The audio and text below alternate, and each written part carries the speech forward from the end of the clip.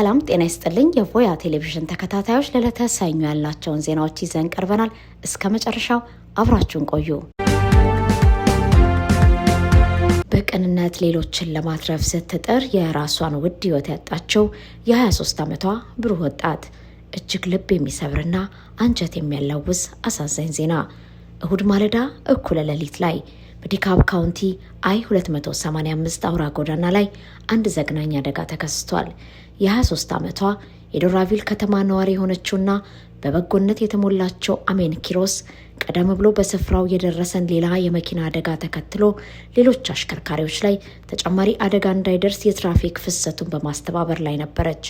በልቧ ውስጥ ባለው ጥልቅ የሰው ልጅ ፍቅርና ቅንነት የሌሎችን ህይወት ለማትረፍና አደጋን ለመከላከል በጎዳናው ላይ ቆማ ጥረት እያደረገች ባለችበት በዚያች የጨለማ ሰዓት ባልታሰበ ሁኔታ በሌላ ፈጣን ተሽከርካሪ በድንገት ተገጭታ በስፍራው ላይ ህይወቷ ሊያልፍ ችሏል።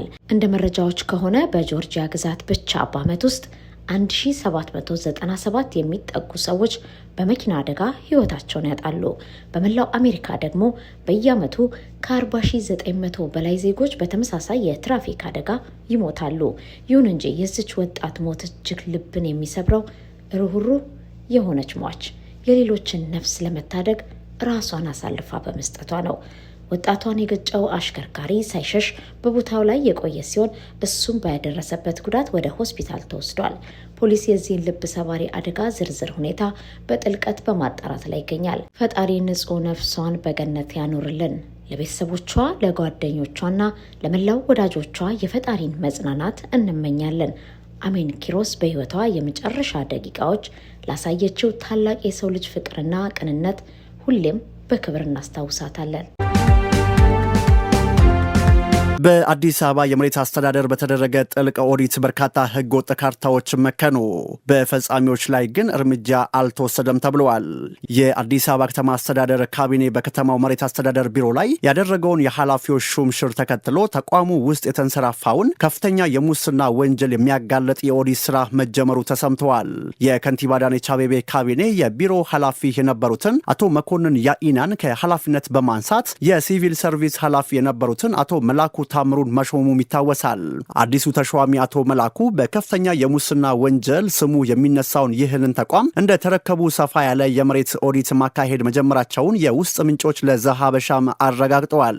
በዚህም የኦዲት ሂደት ከፍተኛ የሆኑ የማጭበርበር ወንጀሎች የተፈጸሙባቸው ፋይሎች የተገኙ ሲሆን የኦዲት ግኝቱን ተከትሎ በቁጥር እጅግ በርካታ የሆኑ ህገወጥ የመሬት ካርታዎች እንዲመክኑ ወይንም ውድቅ እንዲሆኑ ተደርገዋል። በተለይም ሰነዶቹ ሲደራጁ ሐሰተኛ ማስረጃዎችን በማቅረብና ከተቋሙ ሰራተኞች ጋር በመመሳጠር ካርታ የወጣላቸው መሬቶች በሙሉ እርምጃ እየተወሰደባቸው ይገኛል። በህገወጥ የመሬት ወረራና የካርታ ዝግጅት በዋናነት ከተለዩት አካባቢዎች መካከል የንፋስ ስልክ ላፍቶና የለሚኩራ ክፍለ ከተሞች ግንባር ቀደሞቹ መሆናቸውን መረጃዎቹ ያመላክታሉ።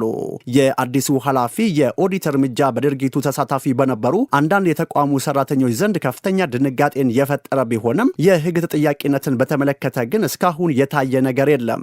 ምንጮቹ አክለውም እንዳብራሩት በሐሰተኛ ሰነድ ካርታ የወጣላቸው መሬቶች ከመምከን ባለፈ በዚህ የተደራጀ የሙስና ወንጀል ውስጥ በቀጥታ በተሳተፉ ኃላፊዎችና ሰራተኞች ላይ እስካሁን የተወሰደ ምንም አይነት ህጋዊ እርምጃ አለመኖሩን አሰራሩን አጠያያቂ አድርጎታል። የሶማሊያው ፕሬዝዳንት የአፍሪካ ህብረትና ዓለም አቀፍ ሰላም አስከባሪዎች አያስፈልጉም አሉ። የሶማሊያው ፕሬዝዳንት ሐሰን ሼህ ሙሐሙድ ትላንት በተከናወነውና በሺዎች የሚቆጠሩ አዳዲስ ወታደሮች በተመረቁበት ስነ ስርዓት ላይ ተገኝተው ባደረጉት ንግግር የሀገሪቱ የጦር ኃይል የብሔራዊ ደህንነትን ኃላፊነት የሚወስድበትና የውጭ ሀገር ወታደሮች የሚወጡበት ጊዜ መድረሱንም ገልጸዋል። በጋልገዱድ ግዛት በሚገኘው ሃንቡሬ ወታደራዊ ማሰልጠኛ ካምፕ የተመረቁት የሶማሊያ መከላከያ ኃይል አዳዲስ ምልመላ ወታደሮች ለአንድ ዓመት ስልጠና የተከታተሉ ናቸው። በሶማሊያ ማዕከላዊ መንግስቱ ከወደቀበት እንደ አውሮፓውያኑ አቆጣጠር ከ1991 ወዲህ ከፍተኛ ቁጥር ያላቸው ምልመላ ወታደሮች ሲመረቁ የትላንቱ የመጀመሪያው እንደሆነም ነው የተገለጸው። ወታደሮቹ የተመረቁት የውጊያ ስልቶችን፣ ወታደራዊ ህግና ዲሲፕሊንና ወሳኝ ወታደራዊ ትምህርቶችን ተከታትለው ነው። ፕሬዚደንት መሐመድ በንግግራቸው ለ10 ዓመታት የዘለቀው ዓለም አቀፍ ወታደራዊ ድጋፍ ለሶማሊያ ትልቅ ጥቅም መስጠቱን ገልጸው ይሁንና ሁል ጊዜ በውጪ ሀገር ኃይሎች ላይ ተማምኖ መኖር እንደማይቻልም አስረድተዋል። ሲናገሩም ዓለምና አጋሮቻችን እንደረዱን ግልጽ ነው። አሁን ግን የእኛ ጊዜ ደርሰዋል። እኛው ኃላፊነቱን መውሰድ ይገባናልም ብለዋል። አሁን የሶማሊያ ጦር ኃይል ያለበት አቋም የአፍሪካ ህብረትም ሆነ ዓለም አቀፍ ሰላም አስከባሪዎች እንደማያስፈልጉ የሚያሳይ መሆኑን የገለጹት ፕሬዝዳንቱ ጨምረውም አሁን በሀገራችን ውስጥ ያሉትን የውጭ ሀገር ወታደሮች ውብ አበባ ሰጥተን ወንድሞቻችንን እስካሁን ላደረጉልን እናመሰግናለን ብለን የምንሸኝበት ወቅት ነው ብለዋል። ኢትዮጵያ በአባይ ወንዝ ላይ የምታደርገውን እንቅስቃሴ ለማቆም 3 አማራጮች አሉ ሲሉ አንድ የግብፅ ኤክስፐርት ተናገሩ። በአፍሪካ ጉዳዮች ላይ ትኩረታቸውን ያደረጉ አንድ ኤክስፐርት አልማስሪ አልዩም ለተሰኘው ጋዜጣ በሰጡት አስተያየት ኢትዮጵያ በአባይ ወንዝና በግድቦቿ ላይ የምታደርገውን የተናጠል እርምጃን ለማስቆም የሚያስችሉ የተለያዩ የፖለቲካ፣ የዲፕሎማሲ፣ የህግና ክልላዊ አማራጮች አሉ በማለት ተናግረዋል። የግብፅ የአፍሪካ ጉዳዮች ምክር ቤት ምክትል ፕሬዚዳንት የሆኑት አምባሳደር ሳለህ ሀሊማ በዚህ አስተያየታቸው የኢትዮጵያ ታላቁ የህዳሴ ግድብ ዓለም አቀፍ ህጎችና ስምምነቶችን እንደሚጥስም ገልጸዋል። ድንበር ተሻጋሪ ወንዞች የአንድ ሀገር ሉዓላዊ ሀብት አለመሆናቸውን ጠቅሰውም የወንዙ ተፋሰስ ሀገራትን በሚጎዳ መልኩ ፕሮጀክቶች እንደማይከናወኑም አስረድተዋል። ኢትዮጵያ ተጨማሪ ግድቦችን የመገንባት እቅድ እንዳላት መግለጿን ደግሞ ከልማታዊነት ይልቅ ፖለቲካዊ ዓላማ ያለው ነው በሚልም ጠርተውታል። አምባሳደር ሀሊማ ጨምሮም ኢትዮጵያ በአባይ ወንዝ ላይ የምታደርገውን እርምጃ ለማስቆም 3 አማራጮች መንገዶችም አሉ ብለዋል። እንደገለጹትም አንደኛው አማራጭ በቅን ልቦናና በእውነተኛ የፖለቲካ ፍላጎት ወደ ድርድር መመለስ ነው። ሁለተኛው አማራጭ ደግሞ ድርድሩን ለማራመድ የሚችሉ ዓለም አቀፍ አደራዳሪዎችን መፈለግ መሆኑን ጠቅሰው በዚህ ረገድ የአሜሪካው ፕሬዝዳንት ድርድሩን እንደገና ለማስጀመርና የታችኛውን ተፋሰስ ሀገራት መብት ለማስከበር ትልቅ ሚና መጫወት እንደሚችሉ አስረድተዋል። አምባሳደሩ በሶስተኛነት የጠቀሱት ውዝግቡን በሰላማዊ መንገድ ለመፍታት የሚያስችሉ ዘዴዎችን መከተል ነው። ይሄኛው ለተባበሩት መንግስታት ድርጅት ክስ ማቅረብ እንደሚጨምርም አስረድተዋል። እንዲህ አይነቱ አካሄድ በተመድ ቻርተር አንቀጽ 51 መሰረት አንድ ሀገር መሰረታዊ ጥቅሞቹን የሚጥል ከባድ አደጋ ሲደርስበት ራስን የመከላከል እርምጃ የመውሰድ መብትን እንደሚያረጋግጥ ጨምረው ገልጸዋል። ኤክስፐርቱ እንዳሉት የካይሮ ስትራቴጂ በመንታ ስልቶች ላይ የተመሰረተ መሆኑን ጠቅሰው ከ3ቱ አማራጮች ጎን ለጎን በትይዩ የሚከናወኑ ስራዎች እንዳሉም ነው ያስረዱት። ከነዚህ መካከል በኢትዮጵያ ላይ ክልላዊና ዓለም አቀፍ ጫና እንዲፈጠር ማድረግ፣ በኢትዮጵያ ጥቅም ላይ ተጽዕኖ የሚያሳድሩ ጥምረቶችን መፍጠርና በአገር ውስጥ የውሃ እጥረት እንዳይከሰት የሚያስችሉ ጥረቶችን ማጠናከር እንደሚገኙበትም አብራርተዋል። ጎጎት ለጉራጌ ፍትህና አንድነት ፓርቲ ወይንም ጎጎት ፓርቲ በእነሞር ወረዳና በተለያዩ የጉራጌ ዞን አካባቢዎች እየተባባሰ የመጣውን የጸጥታ መደፍረስ አስመልክቶ ባለ 3 ገጽ መግለጫን በማውጣት መንግስትና የጸጥታ መዋቅሩ አስቸኳይ ማሻሻያ እንዲያደርጉ አሳስበዋል። ባለፉት ጥቂት ሳምንታት በእነሞራ ወረዳ የጸጥታ ሁኔታ በከፍተኛ ደረጃ ተበላሽቶ በዜጎች ላይ እጅግ ዘግናኝ የሆኑ ግድያዎች መፈጸማቸውን ፓርቲው በመግለጫው መጥቀሱ ዘሀበሻ ተመላክቶታል። ከዚህም በተጨማሪ ዜጎችን አግቶ በመውሰድ ከፍተኛ ገንዘብ መጠየቅ፣ ቤቶችን ማቃጠል፣ ንብረቶችን መዝረፍና የትራንስፖርት እንቅስቃሴን ማስተጓጎል በስፋት የተስተዋለ መሆኑንም አረጋግጠዋል። እነዚህ በእነሞራ፣ በምስራቅ መስቃን፣ በዶባ፣ በቀቤናና በወልቂጤ አካባቢዎች የሚፈጸሙ ተከታታይ ጥቃቶች በአጋጣሚ የተፈጠሩ ሳይሆን ከፖለቲካ ዓላማ ጋር የተያያዙና ሆን ተብለው የሚፈጸሙ የሽብር ወይንም ሳቦታጅ ተግባራት መሆናቸውን ፓርቲው አብራርተዋል። በአካባቢው የተቋቋመው ኮማንድ ፖስት ችግሩን በጊዜያዊነት ፈቶ ሰላም ማስፈን ይልቅ መደበኛ አሰራርን ተክቶ የዘለቀ ቢሆንም ጥቃቱን ማስቆም እንዳልቻለ መግለጫው ጠቅሰዋል።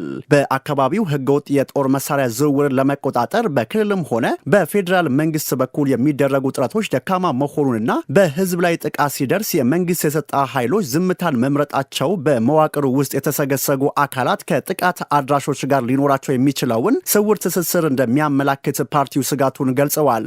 ችግሩን ለመፍታትም ፓርቲው 5 ዋና ዋና የመፍትሄ አቅጣጫዎችን አስቀምጧል። በመጀመሪያ ደረጃ ህዝቡን ከጥቃት የመጠበቅ ኃላፊነታቸውን ባልተወጡ የፖለቲካ የደህንነትና የጸጥታ አመራሮች ላይ የህግ ተጠያቂነት እንዲረጋገጥም አሳስበዋል።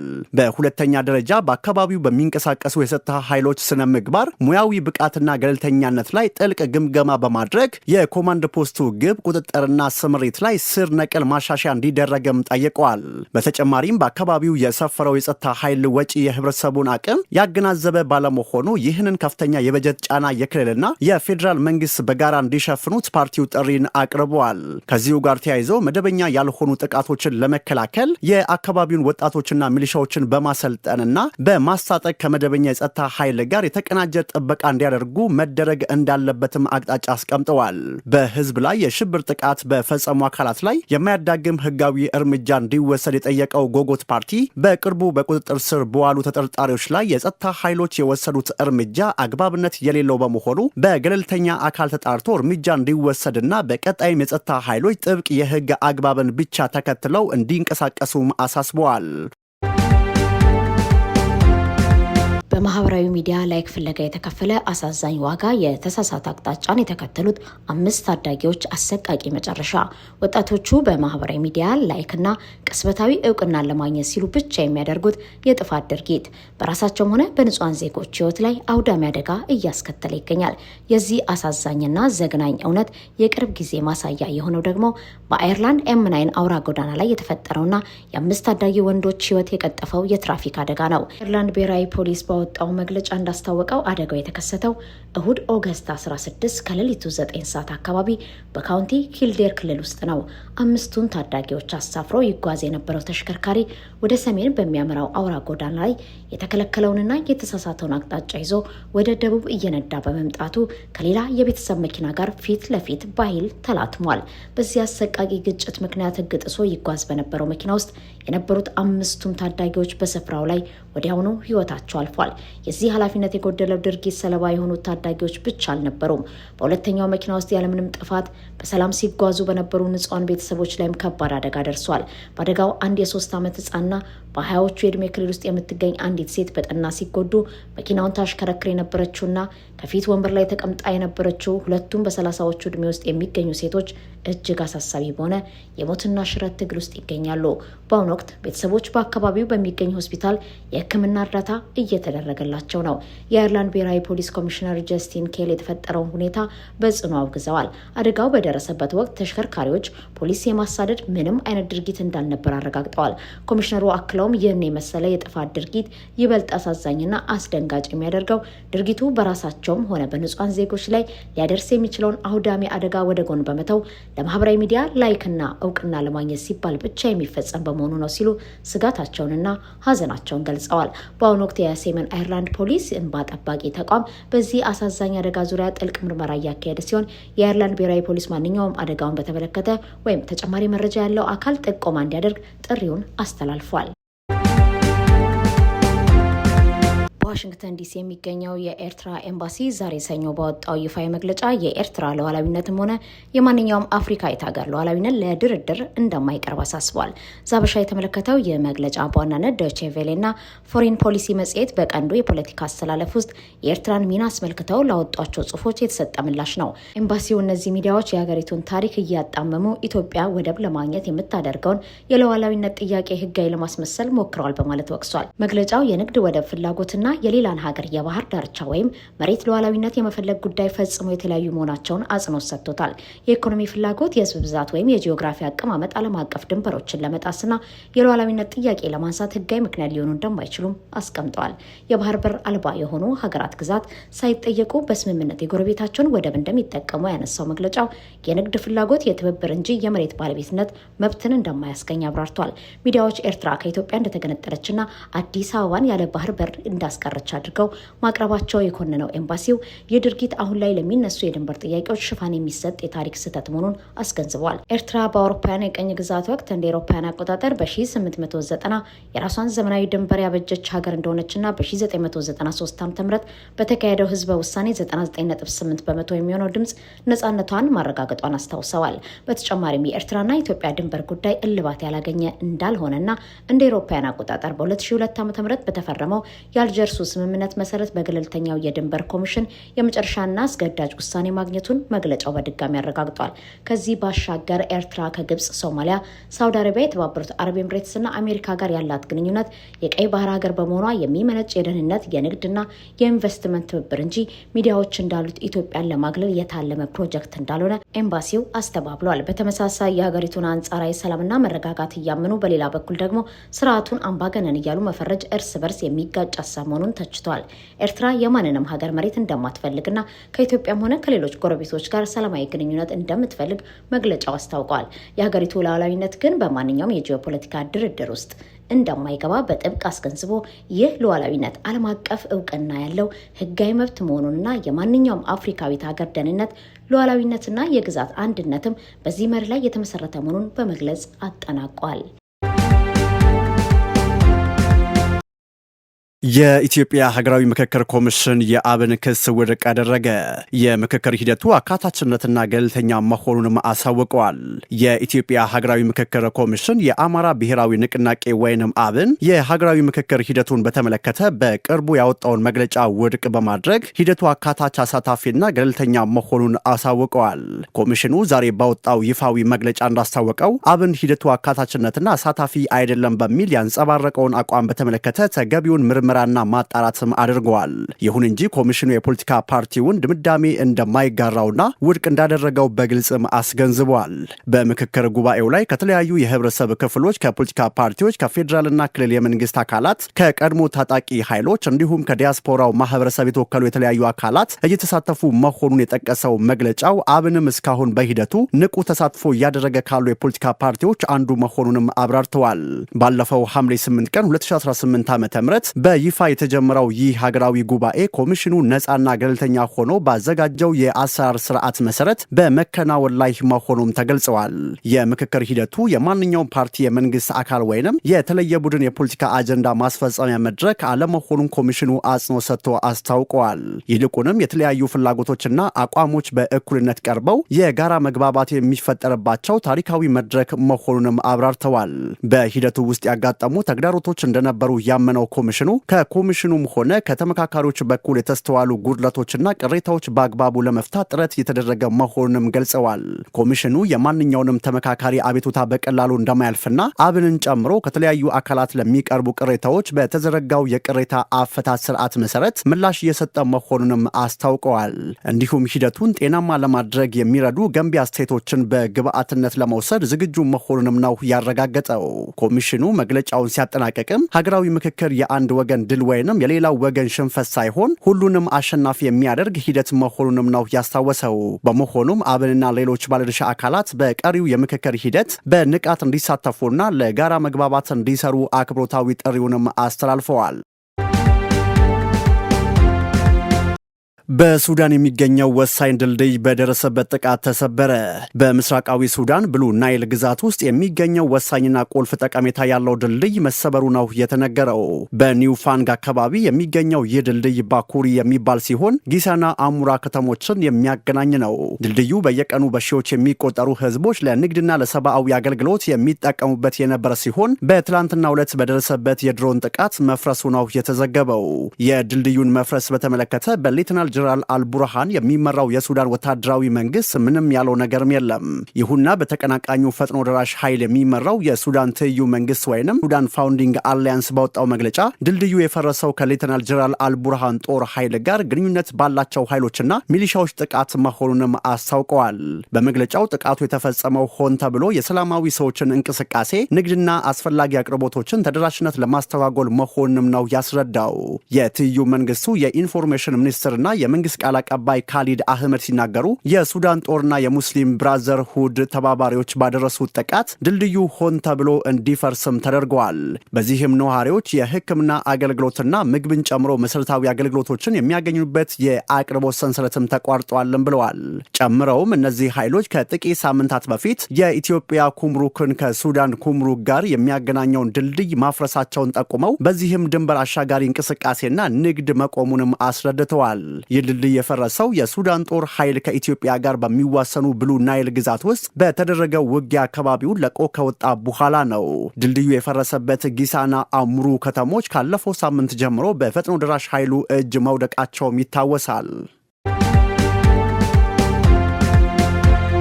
ባቢኤል መንደብ በ5 ሚሳኤል ጥቃት ተፈጸመበት። በቀይ ባህር ዳርቻ የሚገኘውና ወሳኝ የመርከቦች መተላለፊያ በሆነው ባቢኤል መንደብ ሰርጥ ላይ 5 ሚሳኤል ጥቃት መፈጸሙ ነው የተነገረው። አላይን እንደዘገበው በየመን የሚንቀሳቀሱ የሁቲ ታጣቂዎች በዛሬው ዕለት በባቢኤል መንደብ በሚገኘው አልአራዲ ከተማ ላይ በተከታታይ 5 ባሊስቲክስ ሚሳኤሎችን የተኮሱ ሲሆን ይህም ፍንዳታዎችን አስከትለዋል። የአካባቢው ምንጮች ለዜና አውታሩ እንደተናገሩት እነዚህ ሚሳኤሎች በከተማው የቆመ አንድ መርከብን ያወደሙ ከመሆኑም በላይ የድንበር ጠባቂዎች ማማዎችና ሌሎች መሰረተ ልማቶች ላይ ከፍተኛ ጉዳትም አድርሰዋል። ከዚህ ጥቃት በተጨማሪም የየመን ወደባማ ከተማ በሆነችው ሞቻ ላይ ዛሬም 2 ሚሳኤል ጥቃት መፈጸማቸውን የጠቀሰው ዘገባው ይቺ ከተማ በህዝብ የተጨናነቀች በመሆኗ ከፍተኛ ሰብአዊ ጉዳት ይደርሳል የሚል ግምት እንዳለም አስታውቀዋል። ሀውቲ ሚሊሻዎች ባለፈው ሳምንት ውስጥ በሞቻ ከተማና በባቢኤል መንገድ ቢያንስ 82 ሚሳኤሎችና በርካታ ድሮኖችን በመጠቀም ጥቃት መፈጸማቸውን ዘገባው አስታውሰዋል። በአማራ ክልል ቀውስ ታስረው ከሚገኙት አብዛኞቹ የመንግስትን የምህረት ሰነድ ሲፈርሙ 30 ያህሉ ውድቅ አደረጉ። በዓለም የፖለቲካ ታሪክ ውስጥ መንግስታት ተቃዋሚዎቻቸውንና የፖለቲካ እስረኞቻቸውን ዝም ለማሰኘት ከሚጠቀሙባቸው ስልቶች መካከል አንዱ በቅድመ ሁኔታ የታሰረ የምህረት አሰጣጥ ወይም ኮንዲሽናል ፓራዶን ነው። ይህ አሰራር መንግስታት ራሳቸውን እንደ ሩህሩህ አድርገው እንዲያቀርቡ የሚረዳቸው ቢሆንም በዋናነት ግን የተቃዋሚዎችን የፖለቲካ ተሳትፎ ለማምከን ህጋዊና ስነ ልቦናዊ ጫና ለመፍጠር እንዲሁም ጥፋተኝነትን አምነው እንዲቀበሉ ለማስገደድ ይውላል። ለምሳሌ በደቡብ አፍሪካ የአፓርታይድ ስርዓት ኔልሰን ማንዴላን ከስር ለመፍታት የትጥቅ ትግሉና የፖለቲካ አቋማቸውን በቅድመ ሁኔታነት እንዲተው ጠይቆ የነበረ ሲሆን እሳቸው ግን ይህንን ውድቅ ማድረጋቸው በታሪክ በጉልህ ይታወሳል። በተመሳሳይ በሌሎች በርካታ ሀገራትም መንግስታት ጋዜጠኞችና የፖለቲካ መሪዎችን ከስር ለመልቀቅ ዳግም በፖለቲካ ውስጥ ላለመሳተፍ ወይም ከመንግስት ትርክት ውጪ ላለመንቀሳቀስ የሚያስገድዱ ሰነዶችን እንዲፈርሙ ሲያደርጉ ይስተዋላል። ይህንን ዓለም አቀፋዊ የፖለቲካ ስልት የሚያስታውስ ክስተት አሁን በኢትዮጵያም እየታየ ይገኛል። ከአማራ ክልል የጸጥታ ቀውስ ጋር በተያያዘ በሽብር ወንጀል ተጠርጥረው በስር ላይ ለሚገኙ 300 ገደማ ታሳሪዎች መንግስት ያዘጋጀውን በቅድመ ሁኔታ የታሰረ የምህረት መጠየቂያ ሰነድ እንዲፈርሙ ቀርቦላቸዋል። መረጃዎች እንደሚያመላክቱት ከሆነ አብዛኞቹ እስረኞች የቀረበላቸውን ይህንን የምህረት መጠየቂያ ሰነድ በመሙላት ስምምነታቸውን ገልጸዋል። ሰነዱን ከፈረሙት መካከል የህዝብ ተወካዮች ምክር ቤት አባሉ አቶ ክርስቲያን ታደለና ረዳት ፕሮፌሰር ማረጎ ቢያብይን ይገኙበታል። የእነዚህ ታዋቂ የፖለቲካ ሰዎች ሰነዱን መፈረም በቀጣይ ፖለቲካ ህይወታቸው ላይ ሊያመጣ የሚችለው ተጽዕኖና መንግስት ያስቀመጠው የቅድመ ሁኔታ ይዘት በፖለቲካው ማህበረሰብ ዘንድ አነጋጋሪ ሆኗል። በሌላ በኩል የፖለቲካ አቋማቸውና ንጹህነታቸው ከጊዜያዊ ነጻነታቸው በማስቀደም የቀረበውን ሰነድ አንቀበልም በማለት ፊርማቸውን የከለከሉ እስረኞችም አሉ። 5 ጋዜጠኞችና የፖለቲካ አመራሮችን ጨምሮ 30 ያህል ታሳሪዎች ሰነዱን አንፈርምም በማለት ጽኑ አቋም ወስደዋል። የምህረት ሰነዱን ውድቅ ካደረጉት ታሳሪዎች መካከል የአማራ ክልል ምክር ቤቱ አቶ ዮሐንስ ቦያለው፣ ዶክተር ሲሳይ አውግቸው፣ ዶክተር ወንደሰን አሰፋ፣ ጋዜጠኛ መስከረም አበራ እንዲሁም ጋዜጠኛ ጎበዜ ሲሳይ ይገኙበታል። እነዚህ ግለሰቦች ሰነዱን መፈረም በመንግስት የቀረበባቸውን ክስ እንደማመን ይቆጠራል በሚል ወይም የፖለቲካና የሙያ ነጻነታቸውን አሳልፈው ላለመስጠት ሲሉ ፊርማቸውን ሳይሰጡ መቅረታቸው የጉዳዩን ፖለቲካዊ ክብደት ይበልጥ አጉልቶታል። የፌዴራል መርማሪ ፖሊስ በሽብር ወንጀል ጠርጥሬያቸዋለሁ ባላቸው የኢሃፓ አባላት ይስሐቅ ወልዳይ፣ አበባ አካሉና ጠበቃ አበራ ንጉስ በደቡብ ክልል ጋሞ ዞን ዘይሴ ወረዳ ታጣቂዎችን አደራጅተዋል የሚል አዲስ ክስ አቀረበ። የተጠርጣሪዎች ጠበቆች በበኩላቸው ፖሊስ በቀድሞው የምርመራ መዝገቡ ያልተካተተ አዲስ ክስ ማቅረቡ ተቀባይነት የለውም በማለት ዛሬ ለከፍተኛው ፍርድ ቤት አስረድተዋል። መርማሪ ፖሊስ ከብሔራዊ መረጃና ደህንነት አገልግሎት የቴክኒክ መረጃዎች መቀበሉን፣ የፎረንሲክ ምርመራ ውጤቶችን በደብዳቤ መጠየቁንና የአንድ ምስክር ቃል መቀበሉን ዛሬ ለችሎቱ ያስረዳ ሲሆን ከብሔራዊ መረጃና ደህንነት አገልግሎት ከመንግስትና ከግል ባንኮች እንዲሁም ከመገናኛ ብዙሃን ባለስልጣን ሰነዶችና የቴክኒክ ማስረጃዎችን መቀበል እንደሚቀረው ገልጸዋል። ችሎቱም ለመርማሪ ፖሊስ ተጨማሪ 12 ቀናት ፈቅዷል። አሜሪካዊ ጄኔራል የሐማስን ትጥቅ የመፍታት ሂደት እንዲቆጣጠሩ ኔታንያሁና ኩሽነር ተስማሙ። የእስራኤል ጠቅላይ ሚኒስትር ቤንጃሚን ኔታንያሁና የአሜሪካው ልዩ መልእክተኛ ጃሬድ ኩሽነር የሐማስን ትጥቅ የመፍታት ሂደት በአንድ የአሜሪካ ጄኔራል እንዲረጋገጥ ከስምምነት ላይ መድረሳቸውን አንድ የእስራኤል ባለስልጣን አስታወቁ። ጠቅላይ ሚኒስትሩ ይህ ሂደት ተረጋግጦ እስኪያልቅ ድረስ የእስራኤል ጦር ከጋዛ ሙሉ በሙሉ እንደማይወጣ ጠንካራ አቋማቸውን አንጸባርቀዋል። ልዩ መልእክተኛው ጃሬድ ኩሽነር በግብጽ ከሐማስ ተወካዮች ጋር ቀጥተኛ ውይይት ካደረጉ በኋላ ነው በኢየሩሳሌም ከኔታንያሁ ጋር የተገናኙት። በውይይታቸውም ሐማስ በመላው ጋዛ ትጥቁን እስኪፈታ ድረስ በጋዛ ሰርጥ ምንም አይነት መልሶ ግንባታም ሆነ የጦር ሰራዊት ዝውውር እንደማይኖር ሁለቱ ወገኖች ተስማምተዋል።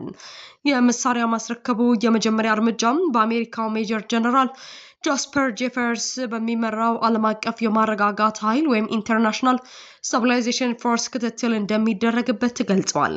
በሌላ በኩል በአዲሱ መሪያቸው ካሊል አልአህያ የተወከለው ሐማስ ለጋዛው የሰላም እቅድ ቁርጠኛ መሆኑን ለኩሽነር የገለጸ ሲሆን አሜሪካ በኔታንያሁ ላይ ጫና እንድትፈጥር ጠይቋል። የትራምፕ አስተዳደር ያዋቀረው የሰላም ቦርድ በበኩሉ የሚሰበሰበው ማንኛውም መሳሪያ ዳግም ጥቅም ላይ እንዳይውል ተደርጎ እንዲወገድና ሐማስ ወደ አመጽ ከተመለሰ እስራኤል ራሷን የመከላከልና እርምጃ የመውሰድ ሙሉ መብቷ የተጠበቀ መሆኑን አስታውቋል። ከማህበራዊ ሚዲያ ቁጣ ጀርባ ያለው ያልተጠበቀ እውነት የዓለም ባንኩ የጥቃት ቪዲዮና የፖሊስ እርምጃ። ማህበራዊ ሚዲያው በአንድ አሳዛኝና ልብ ሰባሪ ቪዲዮ ቁጣውን እያገነፈለ ይገኛል። በኮልፌ ቀራኒዮ ክፍለ ከተማ ወረዳ 4 በተለምዶ ዓለም ባንክ እየተባለ በሚጠራው አካባቢ አንዲት ታዳጊ ተማሪ በገዛ ጓደኞቿ ያለምንም ርህራሄ ስትደበደብ የሚያሳየው ይህ ተንቀሳቃሽ ምስል የብዙዎችን አንጀት አቆስሏል። ፈርዶሳ መሐመድ፣ ኤደን ዳዊትና ሃኒ ሁሴን የተባሉ ታዳጊዎች በጓደኛቸው ላይ የፈጸሙት ይህንን የጭካኔ በትር የተመለከተው ህዝብ ፈጻሚዎቹ በአስቸኳይ ለህግ እንዲቀርቡና ፍትህ እንዲሰጥ የበይነመረብ ዘመቻውን አጠናክሮ ቀጥሏል። ሆኖም ከዚህ የህዝብ ቁጣና መነጋገሪያ ከሆነ ቪዲዮ ጀርባ ብዙዎች ያላወቁት አንድ ያልተጠበቀ እውነት አለ። የአዲስ አበባ ፖሊስ ዋና ጠቅላይ መምሪያ የህዝቡን ጩኸት ተከትሎ አንድ አስገራሚ መረጃ ይፋ አድርጓል። ድርጊቱ የተፈጸመው ዛሬ ወይም ትናንት አልነበረም። ይህ ህሊናን የሚሰቀጥጥ ወንጀል የተፈጸመው ከወራት በፊት ጥቅምት 14 ቀን 2018 ዓ.ም ነበር። ማህበራዊ ሚዲያው ቪዲዮውን ተቀባብሎ ከመቆጣቱ ከወራት በፊት ፖሊስ ድምጿን አጥፍታ ስትሰቃይ የነበረችውን ታዳጊ ጩኸት ሰምቶ ፈጣን እርምጃ ወስዶ ነበር። ሶስቱም ተጠርጣሪዎች በወቅቱ በቁጥጥር ስር ውለው ፍርድ ቤት ቀርበውና በጊዜ ቀጠሮ ታስረው አስፈላጊው ማስረጃ ከተሰበሰበ በኋላ የምርመራ መዝገባቸው ለሚመለከተው የፍትህ አካል ተላልፎ ህጋዊ ሂደቱን ሲከተል ቆይቷል። ነገር ግን ታሪኩ እዚህ ላይ አላበቃም። የፍትህ ሂደቱ በዝምታ እየሄደ ባለበት በዚህ ወቅት ድርጊቱ የሚታይበት ቪዲዮ በድንገት አደባባይ መውጣቱ ሌላ ከባድ ቀውስ ፈጥሯል። የቪዲዮ መሰራጨት በታዳጊውና በቤተሰቧ ላይ የፈጠረው ከባድ ስነልቦናዊና ማህበራዊ ጫና ፖሊስን ሌላ እርምጃ እንዲወስድ አስገደደው።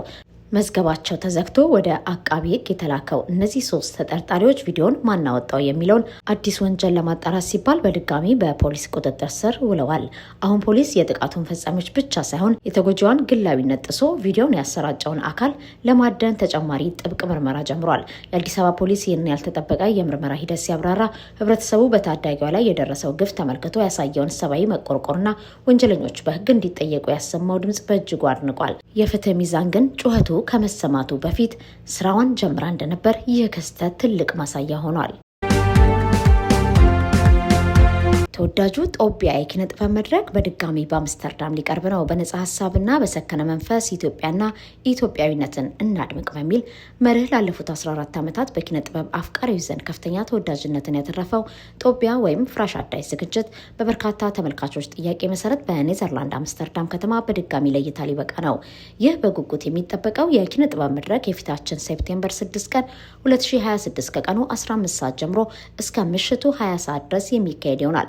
ዝግጅቱ በአምስተርዳም ኖርድ በሚገኘው የሙዚቃ ትምህርት ቤት አዳራሽ አድራሻውም አልክማር ስትሬት 1024 ቲቲ አምስተርዳም ላይ በድምቀት እንደሚካሄድ አዘጋጆች አስታውቋል።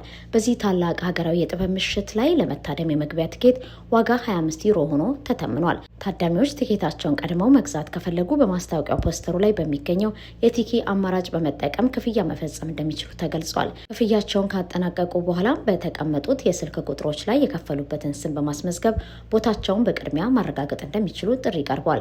አዘጋጆቹ ይህ የጥበብ ጥሪ ለሁሉም ኢትዮጵያን የኪነ ጥበብ ቤተሰቦች እንዲደርስ መልእክታቸውን አስተላልፈዋል።